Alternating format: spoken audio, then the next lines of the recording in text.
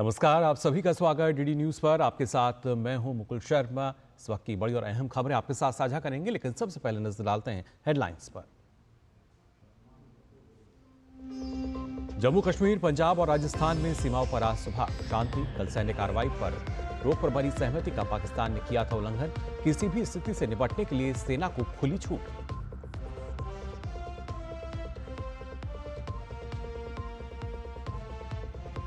केंद्रीय गृह सचिव ने सुरक्षा हालातों की समीक्षा की। सीमावर्ती राज्यों के मुख्य सचिवों के साथ हुई बैठक। आईबी के निदेशक भी बैठक में हुए शामिल।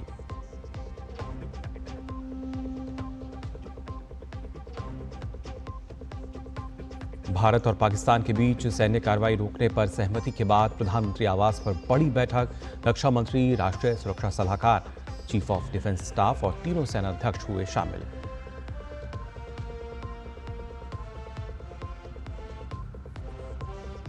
सरकार का फैसला, भविष्य में किसी भी आतंकी कार्रवाई को माना जाएगा एक्ट ऑफ वॉर। विदेश मंत्री ने भी कहा, आतंक के खिलाफ भारत का रुख दृढ़ और अडिग।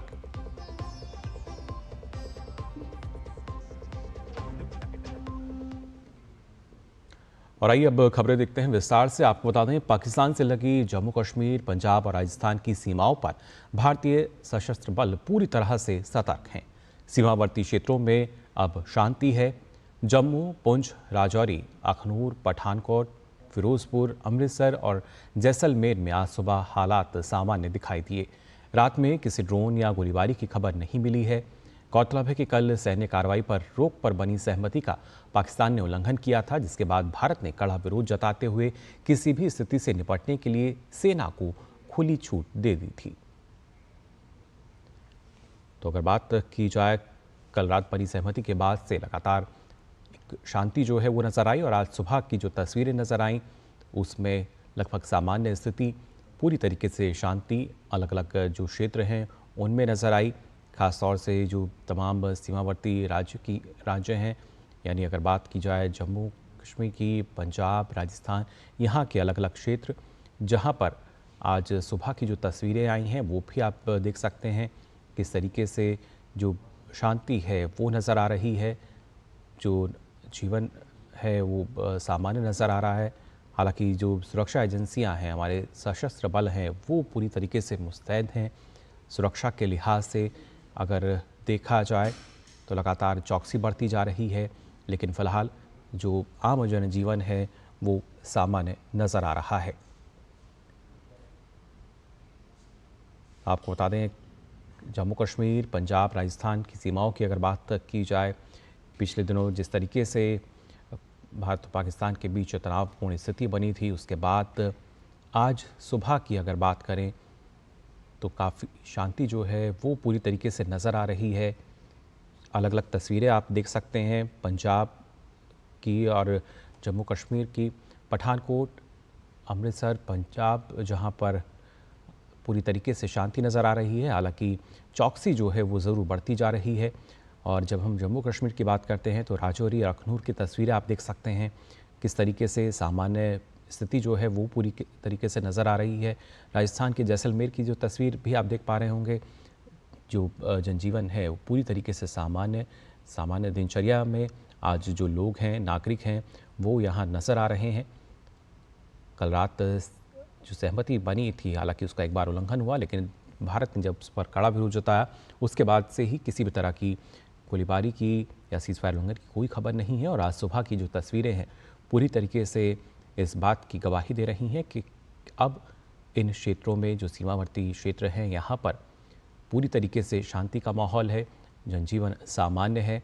हालांकि एजेंसियाँ जो है सुरक्षा कारणों से लगातार चौकसी बढ़ते हुए हैं, किसी भी तरह की कोई चूक ना हो, किसी भी अप्रिय स्थिति में कोई नुकसान ना हो, इसलिए लगातार एहतियात तौर पर सुरक्षा व्यवस्था जो है वो चौकन्ना नज़र आ रही है।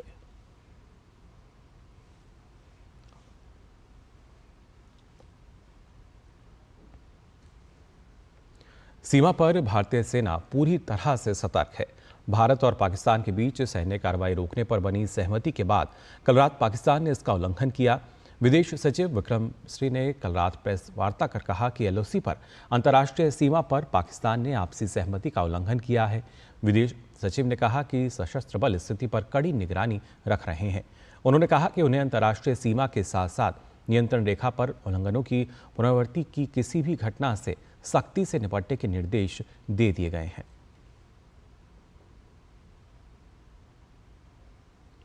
वहीं गृह सचिव गोविंद मोहन ने पाकिस्तान की सीमा से लगे राज्यों के मुख्य सचिवों के साथ कल वीडियो कॉन्फ्रेंस के माध्यम से बैठक की। सूत्रों ने बताया है कि उन्हें अलर्ट रहने और सीमा पार से किसी गोलाबारी से निपटने और अपने क्षेत्रों में नागरिक रक्षा तंत्र को सक्रिय करने को कहा गया है। भारत और पाकिस्तान के बीच सैन्य कार्रवाई रोके जाने की घोषणा के बाद ये बैठक हुई।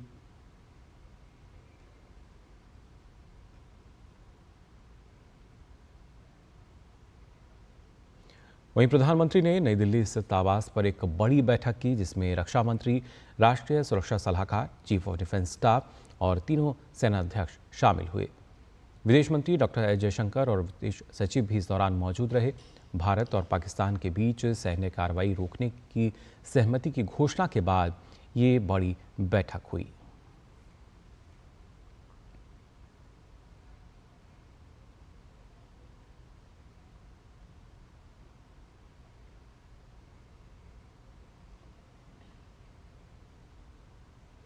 और आज सुबह की जो तस्वीरें हमने आपको दिखाई हैं, इस बारे में और जानकारी लेंगे हमारे संवाददाता अश्विनी मिश्रा, फिलहाल श्रीनगर से हमारे साथ जुड़ चुके हैं। अश्विनी, जानना चाहेंगे आपसे आज सुबह के हालातों की अगर बात की जाए। हालांकि देर रात हमने देखा था किस तरीके से जो स्थिति है उसमें लगातार बदलाव होता हुआ नजर आया, लेकिन उसके बावजूद आज सुबह की अगर बात की जाए तो तमाम अलग अलग क्षेत्र हैं, उनकी तस्वीरें हमने देखी जिसमें शांति सीधे तौर पर नजर आ रही है। जी मुकुल, अगर बात करें कि आज की स्थिति तो कश्मीर की तो हर सुबह बड़ी अच्छी होती है, क्योंकि कश्मीर को जन्नत बख्शा है ईश्वर ने, और कश्मीर जो हमारा सिरमौर है। अगर बात करें कल से लेकर अब तक के डेवलपमेंट की, तो कल जो है 8 बजे से लेकर तकरीबन 10 बजे तक, सवा 10 बजे तक पाकिस्तान की तरफ से 10 बजे तक घोर उल्लंघन हुआ सीज फायर वायलेशन का। श्रीनगर के आसपास और सीमावर्ती क्षेत्रों में लाइन ऑफ कंट्रोल से लेकर इंटरनेशनल बॉर्डर तक, अगर जम्मू कश्मीर दोनों की बात करें तो पाकिस्तान ने इस सहमति का उस वचन को भंग किया जो 5 बजे के आसपास बाकायदा जो है दोनों डीजीएमओ के बीच में बना हुआ था। और वचन भंग करना तो पाकिस्तान की फितरत है, लेकिन जिस तरीके से पाकिस्तान ने जो पैटर्न था, वो पैटर्न निश्चित तौर से एक हमास तरीका पैटर्न था। मल्टीपल जो है एरियल ऑब्जेक्ट से जो कि पोटेंशियल थ्रेट लिए हुए, पोटेंशियल ऑब्जेक्टिव लिए हुए थे, उनसे एक सीमावर्ती क्षेत्रों में और यहाँ तक कि श्रीनगर को निशाना बनाने की कोशिश की। लेकिन जो कल हम यहाँ के धमाके सुनाई दे रहे थे लोगों को, जो यहाँ से धमाके जा रहे थे, वो किसी तरीके के इस तरीके के धमाके नहीं थे कि कोई ड्रोन या कोई इस तरीके की चीजें आकर वो हिट की हों। वो धमाके थे हमारे श्रीनगर के और सीमावर्ती क्षेत्रों के लाइन ऑफ कंट्रोल के, या फिर जो हमारा अभेद्य सुरक्षा कवच है, हमारा वायु रक्षा प्रणाली। साफ तरीके से मैं लोगों की जानकारी के लिए भी बता दूं, जब लाल तरीके की रोशनियां निकलती है तो हमारे L-70 तोप से निकली हुई एंटी क्राफ्ट गन होती है, उससे निकली हुई वो तोप के गोले होते हैं, जो कि जाकर सीधे सीधे किसी भी एरियल ऑब्जेक्ट को हिट करने की कंडीशन में होते हैं। टर्निंग पॉइंट रहा MEA की PC। MEA ने जब PC की है और MEA ने कहा है कि सीज फायर वायलेशन हुआ है और सेना को खुली छूट दी गई है कि वो किसी भी तरीके की कार्रवाई करे, क्योंकि इससे पहले भी हमारी टॉप लीडरशिप ने, हमारे प्रधानमंत्री नरेंद्र मोदी ने सेना को मुख्तस कर रखा था। वही स्टैंड था कि हमने सीज फायर वायलेशन पर अगर सहमति बनी है तो अगर पाकिस्तान तोड़ता है तो सेना को खुला मुक्त हस्त था, और सेना ने व्यापक कार्रवाई की है। व्यापक खुले हाथ से, खुले तरीके से पाकिस्तान को मुंहतोड़ जवाब दिया गया। पाकिस्तान ने एक भी, जिसको कहें अगर कश्मीर क्षेत्र की बात करें तो कुछ भी नुकसान यहां पर नहीं हुआ है। कश्मीर क्षेत्र में पूरा जनजीवन पूरी तरीके से सामान्य है। कश्मीर में लोगों में जब उस तरीके की बातें थी जब धमाके हो रहे थे तो लोगों में थोड़ा अफरा तफरी का माहौल था, लेकिन जब लोगों ने जाना कि हमारी एंटी क्राफ्ट गन है L-70 से, जो ये धमाके जो है नज़दीक से जो सुनाई पड़ रहे हैं वो हमारे एंटी क्राफ्ट गन के हैं, तो लोगों धीरे धीरे लोग मुतमईन हो गए और शांत हो गए। लेकिन हाँ, ये निश्चित तरीके से ये स्वयं सिद्ध है, ये पूरी तरीके से स्थापित है कि पाकिस्तान ने सीज फायर पर बनी सहमति का घोर उल्लंघन किया है। भारतीय सेनाओं को पूरी छूट रही। भारतीय सेनाओं ने खुले तरीके से पाकिस्तान के हर एक ऐसे नापाक मंसूबे को जमींदोज किया है। कोई भी एरियल ऑब्जेक्ट, कोई भी ड्रोन जो है इस सतह पर नहीं पहुंचा, उसको समय रहते ही वायु रक्षा प्रणाली ने आसमान में ही उसको ध्वस्त कर दिया है। और निश्चित तरीके से अगर देखें तो जिस तरीके के अभी है स्थितियां तनावपूर्ण थी।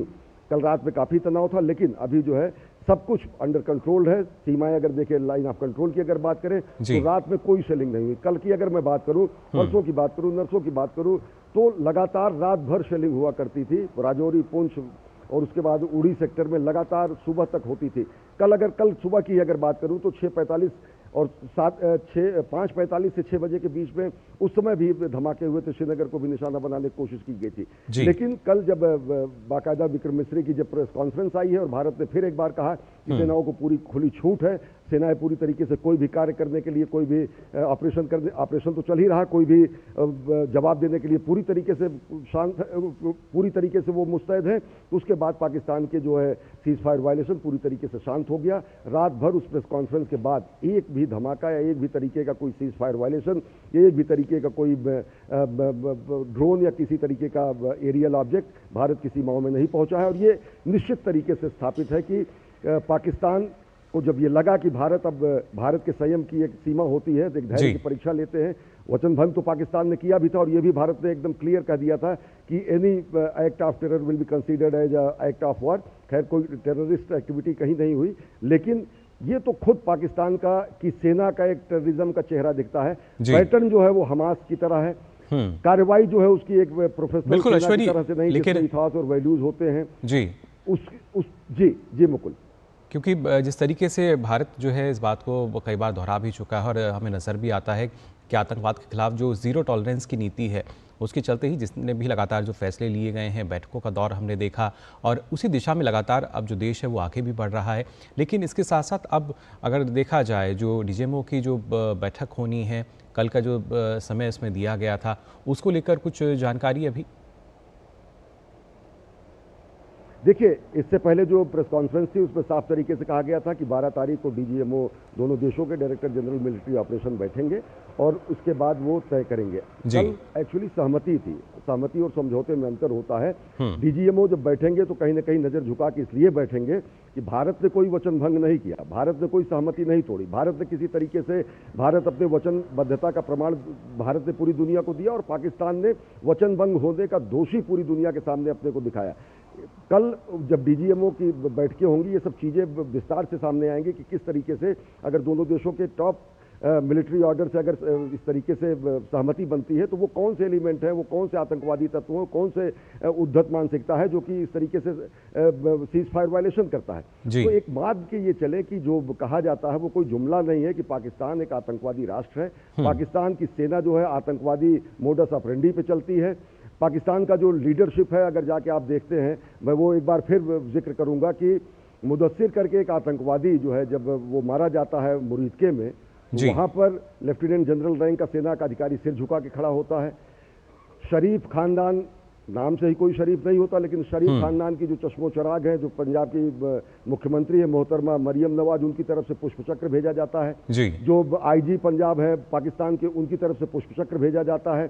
शव में लिपटाया जाता है आतंकवादियों के शव को, गार्ड ऑफ ऑनर दिया जाता है आतंकवादियों के शव को। तो वो तो पाकिस्तान की सेना का चरित्र, पाकिस्तान के नेताओं का चरित्र, पाकिस्तान के पॉलिटिकल लीडरशिप का चरित्र, अब ये भेद नहीं किया जा सकता कि उनमें कौन आतंकवादी है। तो पाकिस्तान की सेना का ये चेहरा पूरी दुनिया के सामने उजागर हुआ है। हमेशा भारत ने एक शक्ति और रिस्पॉन्सिबल, जिसको कहते हैं कि संयमित महाशक्ति होने के साथ, भारत ने हमेशा अभी तक धैर्य का परिचय दिया है। भारत ने हमेशा रिस्पॉन्सिबल रिस्पॉन्स दिए हैं, और निश्चित तरीके से जिसको कहते हैं कि भारत के अगर धैर्य की परीक्षा पाकिस्तान बार बार ले रहा है, तो सेनाएं पूरी तरीके से मुस्तैद हैं हमारी संप्रभुता की रक्षा करने के लिए, हमारी एकता अखंडता की रक्षा कर रही हैं, और निश्चित तौर से पाकिस्तान के हर एक नापाक मंसूबे को पूरी तरीके से ध्वस्त करने के लिए सेनाएं पूरी तरीके से मुस्तैद हैं, सजग हैं, प्रहरी हमारे लगे हुए हैं। हाँ, एक चीज मैं ये जरूर कहूंगा कि प्रोपेगेंडा वार चलता है, डिजिटल वार चलता है, इंफॉर्मेशन वारफेयर होता है, अलग अलग तरीके के जो है लोगों को मिस इन्फॉर्मेशन दिया जाता है। बाकायदा एक पूरा सेल बना हुआ है, वो पाकिस्तान में भी और उसके बाद पाकिस्तान के अन्य खैरख्वाह देशों में भी जहां पर पाकिस्तान के समर्थक देश होते हैं, तो वहां से गलत सूचनाएं लगातार जो है इंटरनेट की दुनिया है सब जगह प्रसारित की जाती है। तो निश्चित तौर से हम केवल यही कहेंगे कि जो अधिकृत सूचना प्रसारण तंत्र है, जो अधिकृत आधिकारिक जानकारी है, all India radio, Doordarshan, Prasar Bharati के अन्य संबद्ध जो चैनल है, जो हमारे आरए न्यूज है, और जो भी सूचना प्रसारण तंत्र का अधिकृत प्रसारण है उस पर ही लोग विश्वास करें। बहुत सारी बातें कही जाएंगी अलग अलग तरीके से कि भारत ने सीज फायर वायलेशन किया, भारत ने ऐसा किया वैसा किया, क्योंकि मतलब अंतर्राष्ट्रीय स्तर पर बहुत सारे दुष्प्रचार चलते रहते हैं जिसकी लंबी फहरिस्त जो है हिंदुस्तान ने भी किया है। तो जिस तरीके से किसी तरीके का अफवाहों में न पड़े, आधिकारिक जानकारी पर ही भरोसा रखें। जी बिल्कुल। और ये जो फेक नैरेटिव हमने देखा पिछले दिनों जिस तरीके से चलाया गया, एक अलग तरह का प्रोपेगेंडा इसमें शामिल था, इसको लेकर जब हम बात करते हैं आम जनता की, जम्मू कश्मीर की अगर बात की जाए तो किस तरीके से जो जनता है वो जागरूक हो रही है, किस तरीके की प्रतिक्रिया वहां पे देखने को मिली आपको? देखिए, जम्मू कश्मीर की जनता ने चाहे वो पहलगाम की घटना हो उसका कड़ा विरोध किया, चाहे आतंकवाद की जो भी घटना है उसका कड़ा विरोध किया। यही लाल चौक है 22 तारीख को जब पहलगाम का हिंसक बर्बर अमानवीय कृत्य हुआ था, उसके बाद 23 तारीख को इन्हीं स्थानों पर हर एक चैनल ने लाइव किया था कि किस तरीके से कश्मीर के लोग घरों से निकले हैं। यहाँ का मक्का मार्केट है, यहाँ के ट्रेडर्स एसोसिएशन है, यहाँ के टूरिस्ट एसोसिएशन है, यहाँ के शिकारा समुदाय के लोग हैं, यहाँ के युवा, यहाँ की महिलाएं, यहाँ के बुजुर्ग, सब हर कोई यहाँ पर आया था और लोगों के हाथ में मोमबत्ती थी, लोगों के हाथ में भारत के झंडे थे। लोगों ने कहा कि टूरिस्ट जो है वो हमारी जान है। यहीं से भारत माता की जय के नारे लगे और यहीं से जो सेंटीमेंट पूरे देश का था, कश्मीर की घाटी के अवाम का एक एक व्यक्ति का सेंटीमेंट वही था। केवल श्रीनगर ही नहीं, घाटी के हर एक हिस्से में पहलगाम की घटना का पुरजोर विरोध किया गया। और ये अगर देखें तो पिछले 30-35 सालों में जब पाकिस्तान जब घाटी की यहाँ पर फिजा खराब हुई थी, ये पहला वाकया है जब घाटी के लोग निकले और उन्होंने पाकिस्तान के इस बर्बर कायराना कृत्य की मजम्मत की, इसकी कड़ी भर्त्सना की और उन्होंने कहा कि इसका मुंहतोड़ जवाब दिया जाना चाहिए। कल की भी जो घटना है श्रीनगर के रिहायशी इलाकों को अगर देखें तो निश्चित तौर से जहां पर मैं खड़ा हूं ये श्रीनगर का दिल है भारत का। अगर सिरमौर है हमारा कश्मीर तो ये श्रीनगर का दिल है लाल चौक।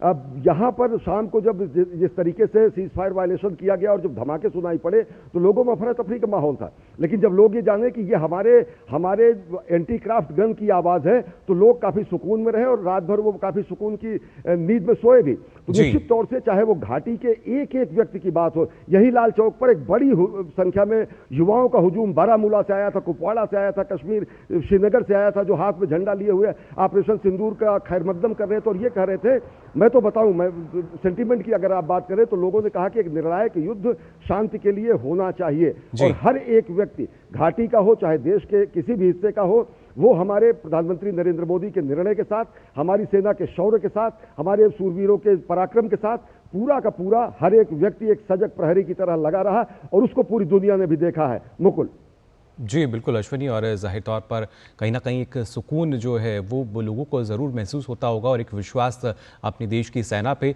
जो लगातार इस बात को दोहराती आई है कि हम पूरी तरीके से देश की सुरक्षा के लिए प्रतिबद्ध हैं और कोई भी देश का दुश्मन हो उसके हर मंसूबे को हम नाकाम करके रहेंगे। निश्चित तौर से ये हमारा इतिहास है। पाकिस्तान ने अगर हम पे जंग थोपी, पाकिस्तान ने लाकर भारत को युद्ध सरीखी स्थिति में लाकर खड़ा कर दिया। ये भारत का संयम है। एक महाशक्ति होने के साथ साथ एक जिम्मेदार ताकत, विश्व की ताकत होने का भारत का यह प्रमाण है कि भारत ने अभी तक केवल पाकिस्तान के आतंकवादी ठिकानों को निशाना बनाया है। जब पाकिस्तान ने हम पर रिटेलिएट किया, बहुत सारे 300 से 400 ड्रोन हमले गुजरे 2 दिन पहले जब उसने किए, तो भारत ने लाहौर के एयरबेस सिस्टम को उड़ा दिया, लाहौर के कंट्रोल कमांड सिस्टम को उड़ा दिया। यहां तक कि कल की जो प्रेस ब्रीफिंग है, कम से कम पाकिस्तान के 6 एयरबेस को भारी नुकसान पहुंचा। वो स्कर्दू से लेकर सियालकोट तक पूरा का पूरा लंबी लिस्ट है।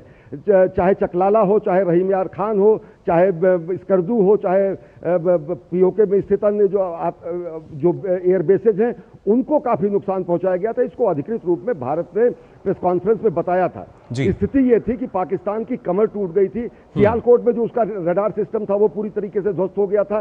उसका जो लाहौर का एयर कंट्रोल कमांड सिस्टम था वो पूरी तरीके से ध्वस्त हो जवाबी गया था। कार्रवाई जो है से लेकर अगर लाहौर वो लगातार की गई। जितने तैयारे थे वो ग्राउंडेड थे, परवाज लेने की कंडीशन में नहीं थे, एक भी लड़ाकू विमान उड़ने की कंडीशन में नहीं थे। तो पाकिस्तान के सामने किसी भी तरीके की हमारे वायु सीमा का उल्लंघन करने की क्षमता पाकिस्तान के जहाजों में थी ही नहीं, क्योंकि उनके मैक्सिमम जो बेस थे जहां पर उनके F-16, J-17 ये सब एयरक्राफ्ट होते हैं वो ग्राउंडेड हो गए थे, क्योंकि एयरबेस भारत ने नष्ट कर दिए थे। तो पाकिस्तान की खिसियाहट की कार्रवाई है, पाकिस्तान का यह आतंकवादी चेहरा है, पाकिस्तान की उद्धत मानसिकता है, पाकिस्तान का यह उन्माद है कि वो भारत जैसी शक्ति के तहत, भारत जैसी जिम्मेदार शक्ति के तहत वो बार बार इस तरीके की घटनाएं कर रहा है। हाँ, सेना को पूरी खुली छूट मिली हुई है, सेना अपने स्तर से पूरा का पूरा जवाब दे रही है, किसी भी तरीके की कोई कोताही नहीं बरत रही है और किसी भी तरीके की कोई आशंका किसी के मन में होनी भी नहीं चाहिए। सीमाएं सुरक्षित हैं, सूरवीर हमारे चौकस हैं,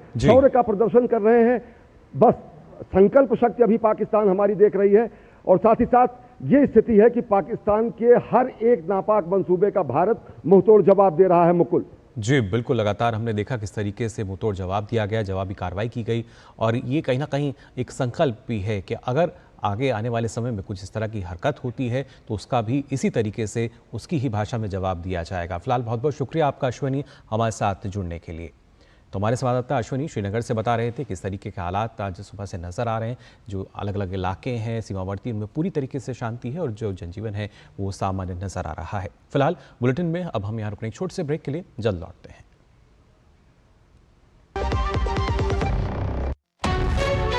विभाग अनेक, कंप्लेंट बॉक्स 1।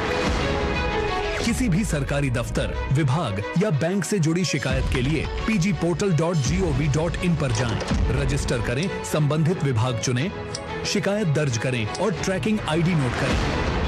एसएमएस या ईमेल पर एक्नॉलेजमेंट पाएं और शिकायत का जवाब सीधे मंत्रालय से प्राप्त करें। अब तक 1 करोड़ 12 लाख से अधिक भारतीयों ने भरोसा जताया।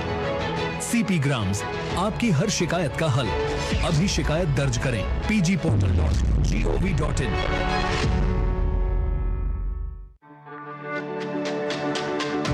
मेरी पसंद, मेरी पसंद, मेरी पसंद, मेरी पसंद, हमारी पसंद, हम सबकी पसंद।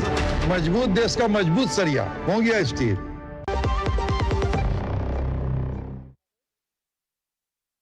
ब्रेक के बाद आप सभी का एक बार फिर स्वागत। डीडी न्यूज़ पर आइए खबरों में आगे बढ़ते हैं।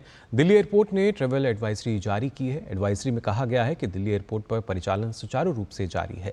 हालांकि मौजूदा हवाई हालात और कड़े सुरक्षा प्रावधानों के चलते सिक्योरिटी चेक पॉइंट्स पर इंतजार का समय बढ़ सकता है। एडवाइजरी में यात्रियों को सलाह दी गई है कि अपनी संबंधित एयरलाइन के ताज़ा शेड्यूल के बारे में जानकारी लेते रहें, केबिन और चेक इन बैगेज के लिए निर्धारित दिशा निर्देशों का पालन करें, संभावित सुरक्षा देरी को देखते हुए जल्दी पहुंचे, एयरलाइन और सुरक्षाकर्मियों को पूरा सहयोग दें। इसके साथ साथ एयरलाइन या आधिकारिक दिल्ली एयरपोर्ट वेबसाइट के ज़रिए जो फ्लाइट स्टेटस है उसको भी चेक करें, उसको भी वेरीफाई कर लें। साथ ही यात्रियों को किसी भी जानकारी के लिए सिर्फ ऑफिशियल अपडेट्स पर ही भरोसा करने का सुझाव इस एडवाइजरी में दिया गया है।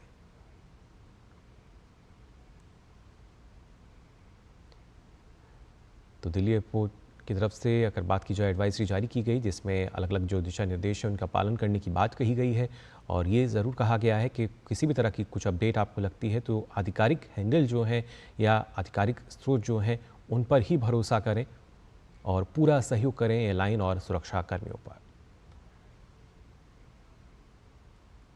भारत पाकिस्तान की मौजूदा परिस्थिति के बीच सोशल मीडिया पर फेक वीडियोस की बाढ़ सी आ गई है। ऐसे में पीआईबी ने एक्स पर पोस्ट कर कहा है कि भारतीय सैन्य बल या मौजूदा स्थिति से जुड़े संदिग्ध वीडियो से सावधान रहें। ये मैनिपुलेटिव वीडियो हैं, इनके झांसे में ना आए। साथ ही ये निर्देश दिया गया है कि इन्हें शेयर ना करें। पीआईबी ने कहा है कि अगर आपको किसी भी पोस्ट पर संदेह है तो आप पीआईबी फैक्ट चेक को रिपोर्ट कर सकते हैं। प्रेस इंफॉर्मेशन ब्यूरो ने इसके लिए एक व्हाट्सएप नंबर और ईमेल आईडी भी जारी किया है।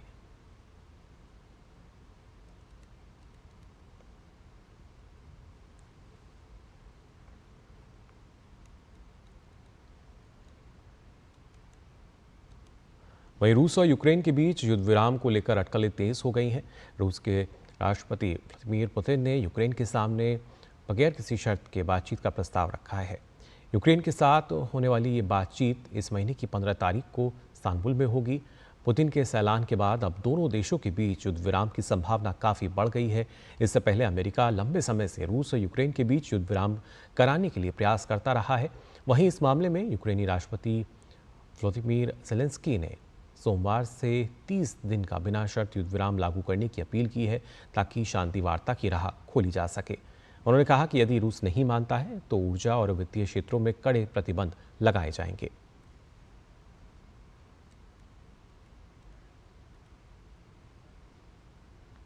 तो फिलहाल के लिए इस बुलेटिन में बस इतना ही, लेकिन देश और दुनिया की तमाम खबरों के लिए आप देखते रहिए डीडी न्यूज़। मुझे दीजिए अनुमति। नमस्कार।